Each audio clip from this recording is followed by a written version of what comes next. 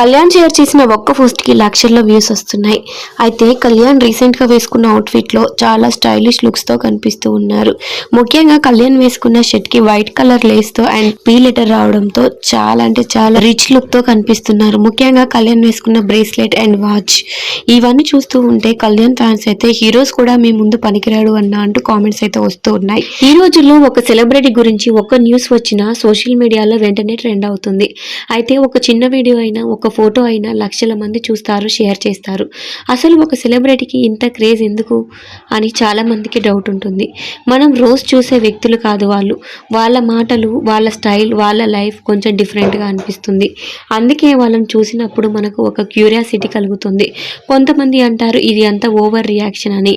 ఒక వ్యక్తి కోసం ఇంతమంది రావడం అవసరమా అని అడుగుతారు.